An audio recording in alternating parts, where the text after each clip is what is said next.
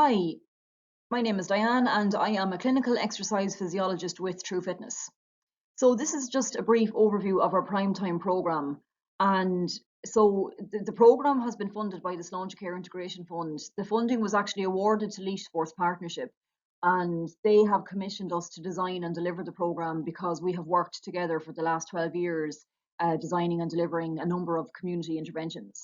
But specifically for this one, then it's now an online training program. It was due to be an on-site program, but with COVID, we converted it to an online program. It's a 12-week program and it's multimodal exercise. So what that means is it's a combination of resistance training, aerobic exercise, balance training, and flexibility training, just so that the participants can gain all of the positive physiological benefits from each of those four modes of training. And it's for middle-aged and older adults in Laois. So we've 80 participants recruited, and they're between the ages of 50 and 80 years.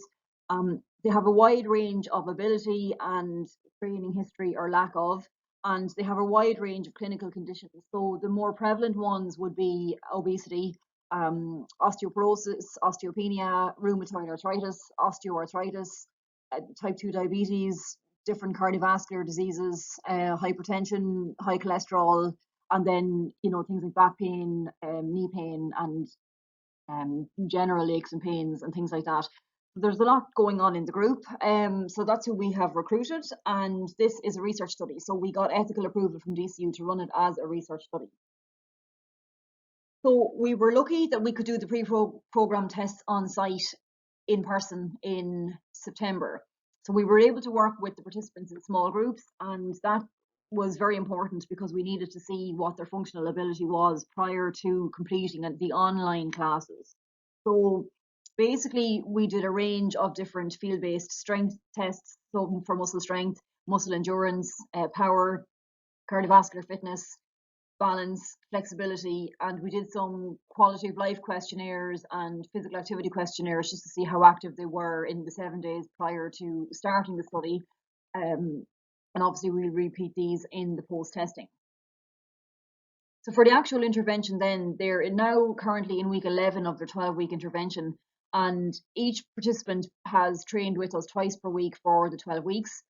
These are online via Zoom, so obviously we got everybody set up on that. And it's working really, really well. We have had no issues with, connection issues, internet issues, and in terms of even the older adult population, they're finding this really, really good in that they can complete training in a safe environment in their home because they're nervous of COVID. So they're actually delighted with the online intervention. And so basically within their 60 minutes, we have the training sessions organised so that they complete resistance training, aerobic exercise, balance and flexibility within the 60-minute session. And they do, a 15-minute warm up, which would be advisable for, it's slow and gradual for clinical conditions. They have an appropriate cool down, and as well as their training for 10 minutes in one of their training sessions each week, they have a physical activity or health education workshop with me. So, for the first 4 weeks, I would have taken a topic like, what is aerobic exercise? Why should you do it? What benefits do you get? How much of it should you do? And so on. And I took them then through resistance training and the same for flexibility and the same for balance. So just to show all of the physiological benefits that you can get from this type of training. And then since then, I was able to move on into clinical conditions. So for example, if you have type 2 diabetes, what is the specific recommendation for aerobic resistance, balance and flexibility for that condition, for the treatment and management of the condition? And it would be the same. They differ per clinical condition, and once the participants understand the adaptations that you get from specific types of training, and then I explain the clinical condition, for example, arthritis, and once they see the cause of it, and then the adaptations that you can get from the training, and then I present them with a specific training diary for that condition, they're finding these workshops really, really useful. So we do that. There's a lot of education going on. They get a lot of take-home resources. I do the workshops in person, live via Zoom for 10 minutes every week. But then I voice record them like so and email them to everybody with all of their take-home resources. And some of these resources could be in the form of videos. So, extra balance videos for people who need them, who are quite frail, different levels of balance, depending on whether you're low, medium or high risk of falls. specific strength programs as well, depending on ability.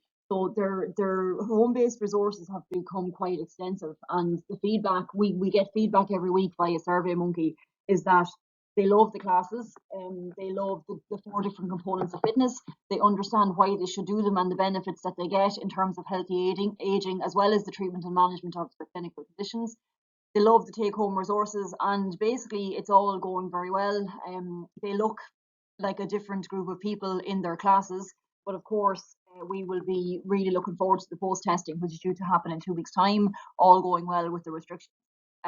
We'll repeat all of the pre-testing, and with a view to the research paper for this study will actually be written up in January and submitted to the Irish Medical Journal at the end of January.